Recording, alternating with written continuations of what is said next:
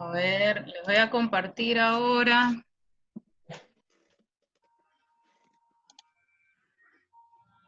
Desde el programa me pareció más cómodo, un poco el proceso para llegar a la estructura esencial interna de una obra que es del Renacimiento, pero no se lo hemos dado para analizar a propósito, ¿no? Acá yo les pongo cuáles son los 5 primeros pasos que tienen que hacer para llegar al análisis de la obra, que está en la guía del análisis de obra, ¿no? Que yo acá no lo voy a hacer porque es realmente muy largo que me ponga a explicarles cada una de estas cosas, pero lo deben ver y hacer con la guía. Los datos del catálogo, el contexto sociocultural artístico, el nivel de significación, el nivel formal y la construcción espacial, que ahí todos esos pasos están súper detallados en la guía y esperamos que los puedan como seguir paso a paso, están casi como para una receta. Y a partir de ese análisis, en especial de estos dos últimos, del nivel formal y la construcción espacial, es que vamos a empezar a llegar a la estructura esencial interna. Para llegar a la estructura, primero aclararles que es un proceso bastante personal.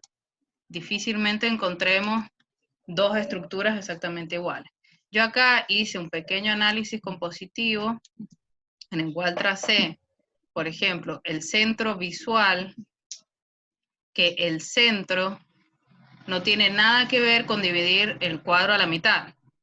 El centro de la obra tiene que ver con el punto de flexión o la tensión, todo eso que se aclara también en la guía. ¿Dónde está el centro de la obra? Yo acá lo ubico en esta columna que me marca estas dos escenas, ¿sí? El encuadre, eso también es muy importante que lo marquen. Una diagonal descendente, una diagonal ascendente, este eje horizontal y algunos ejes secundarios dados también por la arquitectura o por los personajes. Acá también yo encontré, por ejemplo, el número áureo, la construcción de este encuadre a partir del rectángulo áureo, que eso también. Después yo acá decidí seleccionar estas figuras que tenemos este conjunto por un lado, este otro conjunto por otro, que me pareció que eran bastante importantes, no solo porque me pareció, sino porque esto, como les digo, la estructura lo hago yo después de hacer todo un análisis a nivel formal, o sea, yo sé que puedo recortar este conjunto porque tengo una línea de contorno, yo sé que hay una expresión en el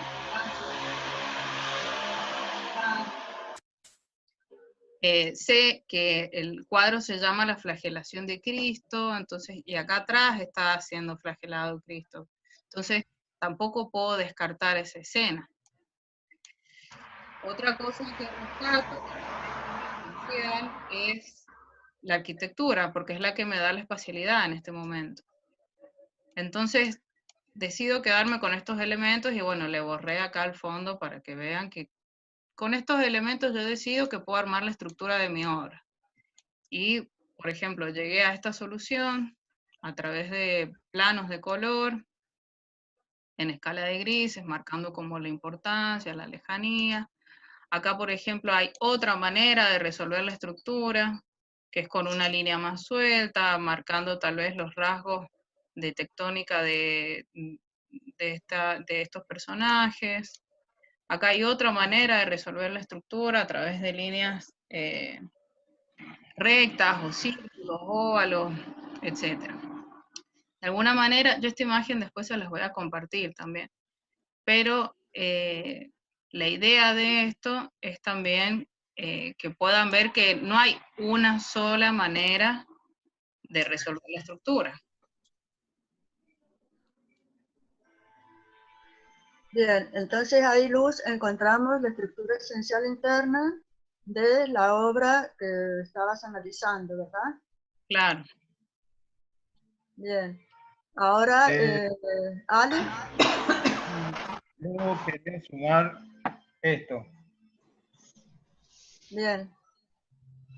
Para mí siempre es útil el poder remitirse a un diccionario cuando tenés algún inconveniente para, qué sé yo, encontrar un concepto.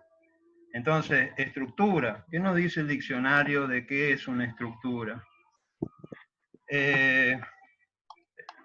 Lo puedo buscar y lo podemos leer juntos, pero principalmente creo que la estructura sería aquello que si uno lo saca, se cae.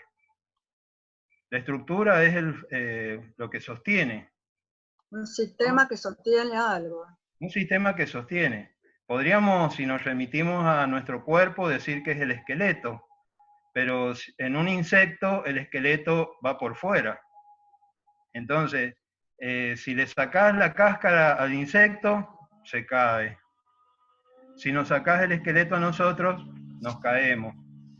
Entonces, en ese sentido es esto que dice Luz, de que la estructura no siempre es el esqueleto, podríamos decir, porque puede haber que alguna obra se acerque más a un insecto y la estructura vaya más por fuera que por dentro de la obra.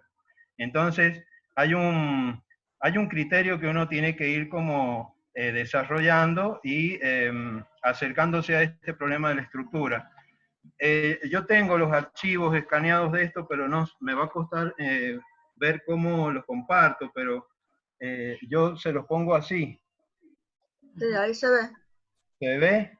Sí. Entonces, creo que lo primero es el cuadro, el encuadre. Sí. Ahí empieza el problema de la estructura, porque puede ser apaisado o puede ser vertical. Bien. Después, los ejes principales. En el apaisado, el eje principal puede ser 1, o pueden ser 3, o pueden ser 10, pero seguramente es horizontal, porque el artista ha elegido poner el bastidor horizontal. Entonces, es apaisada la obra. Hay un eje principal que es horizontal. Y en la vertical será así.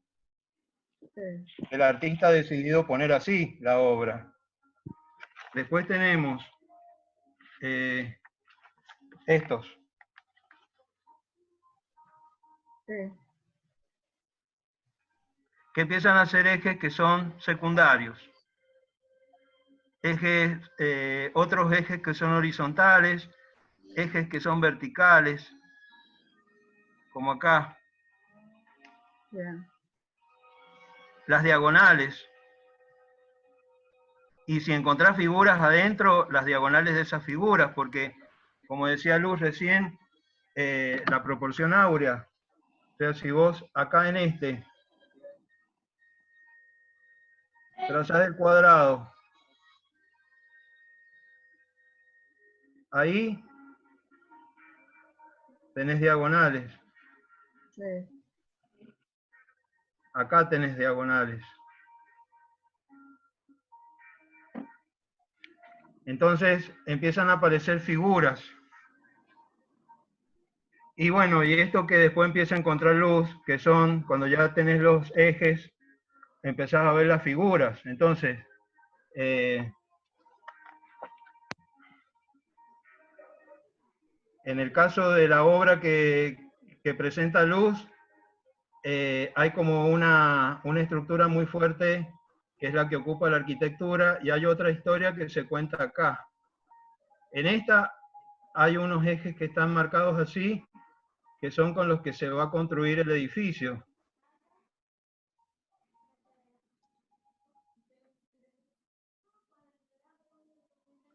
Y la figura de Cristo la ponen acá.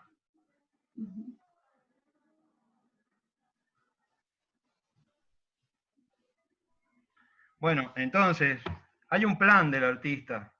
La obra no está construida solamente ocupándose del contenido, del tema, que es la flagelación de Cristo, sino que hay un problema formal que el artista tiene que resolver. Hay una estructura que le tiene que dar al campo visual. Y eso es lo que ustedes tienen que apropiarse para que después lo puedan usar en algún otro ejemplo en que ustedes tienen que trabajar. Para eso es importante que logren encontrar las estructuras. Bueno, eso era lo que les quería compartir. El diccionario. Entonces, al final, las formas que encontramos son subjetivas.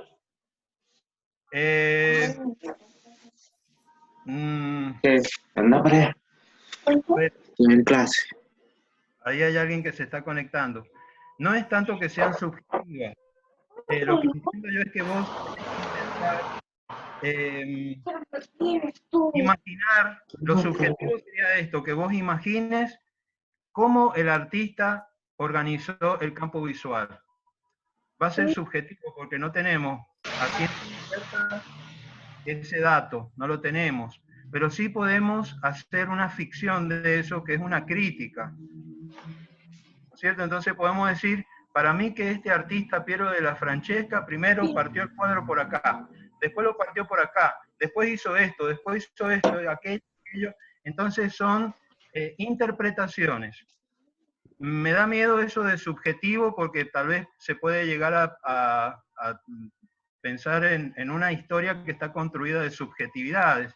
Y en realidad estas estructuras también nos van a ayudar a entender la economía, la filosofía, la política, cómo organizaron el territorio. Solamente mirando la pintura podemos encontrar todos esos datos vinculados con esas otras dimensiones que son más complejas. Entonces no son subjetividades, sino que son criterios que vos tenés que encontrar para interpretar.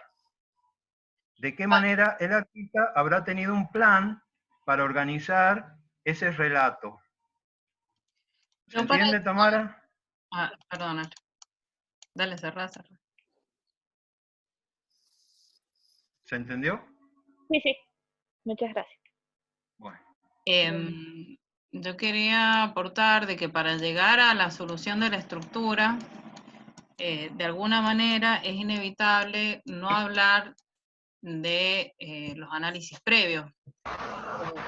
Uno debiera decir, esta chica llegó a esta estructura porque consideró que era muy importante este eje, era muy importante esta figura.